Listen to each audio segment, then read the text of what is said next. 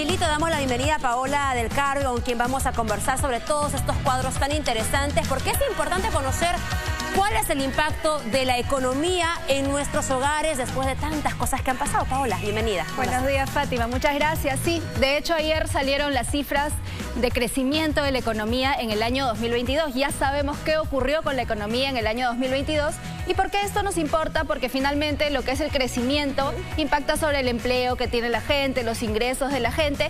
Entonces vamos a ver qué ha pasado.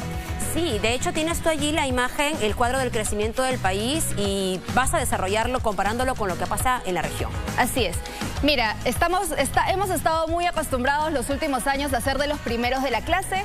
Casi siempre hemos sido los primeros o segundos en tasas de crecimiento económico, pero en el año 2022, en términos de América del Sur, somos los penúltimos de la clase. Hemos crecido solo 2.68%, por debajo de lo estimado por el Ministerio de Economía, que era más de 3%, y el BCR, que era 2.9%. Y por supuesto, esto no son solo números, esto se termina plasmando en la capacidad de gasto de los hogares. Es decir, si antes podías comprar de repente 1 kilo de tal fruta, tanta cantidad de pan, de otro tipo de alimentos, termina costándote un poco más o no alcanzándote el dinero, porque además hablamos de inflación también. Claro, porque el crecimiento genera justamente empleo, luego vienen los ingresos.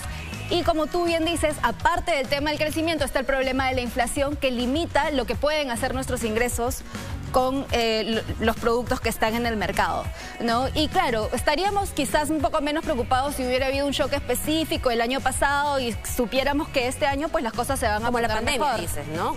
Como la pandemia, que sí nos hizo caer muchísimo. Fuimos de los que más caímos en el 2020, pero había las condiciones para recuperarse con fuerza, cosa que no hemos logrado, ¿no? Lamentablemente, ese no es el caso en cuanto a las proyecciones para este y en los siguientes años. Entonces, sí.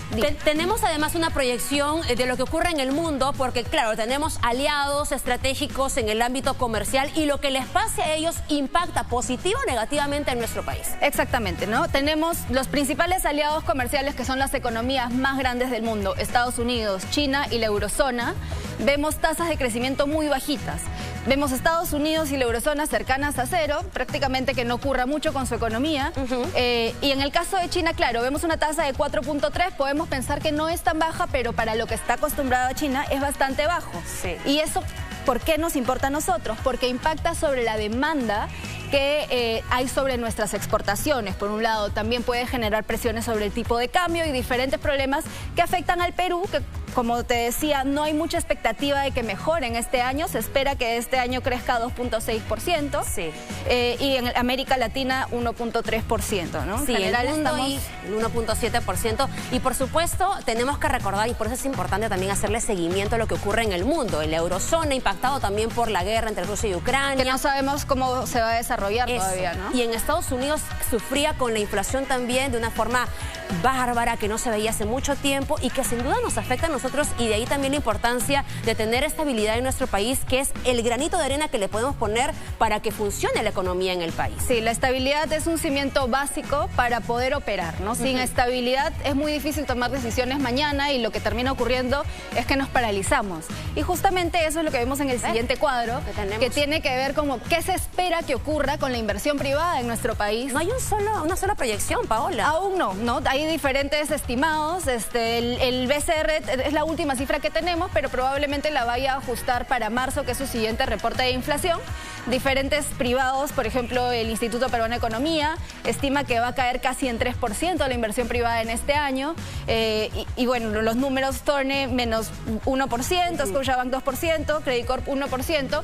Sí. O sea, son caídas. Eso preocupa, porque ya estábamos bastante preocupados en el 2022 de que no íbamos a crecer. Esto implica un retroceso. Correcto. Después de la pandemia había este efecto rebote del que se decía, se reactivará la economía, volverán las personas a tener contratos de trabajo, recibir ingresos, probablemente no en la misma dimensión que el 2019, pero se apuntaba a eso o a mejorar las cifras. Sin embargo, el único optimista es el BCR con un 1%. Y eso es optimismo, chiquitito, ¿no? Comparado a las proyecciones que antes hablaban de 3, 4%. Detrás de eso tenemos, bueno, que finalizó el proyecto Quellaveco el año pasado. Va a haber una caída muy fuerte de la inversión minera en este año, pero eso hay que sumarle el efecto de la inestabilidad inestabilidad política que no ha empezado en diciembre, que data de meses atrás. Correcto. Pero que ahora está pues aún más fuerte. Por ejemplo, yo tenía unas cifras, y vamos avanzando aquí este último cuadro, que el 88% de hogares, lo que señalan, de hogares peruanos, es que están afectados en sus compras por la situación del país. Hablamos de casi un 90% de quienes dicen,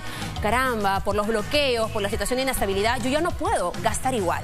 Así es, y casi el 80% de las empresas también indican que han tenido problemas para poder producir, ¿no? Entonces tenemos problemas por todos lados. ¿Y qué más problemas? Estos son los efectos, digamos, de estas proyecciones económicas. Exacto. ¿Qué pasa si no crece la inversión privada en el país? Lo primero es que la economía crece menos. La inversión privada es un determinante importantísimo del crecimiento. Más o menos un quinto del crecimiento o de la producción es la inversión privada, que genera además empleos. Normalmente hay empleos formales, empleos informales.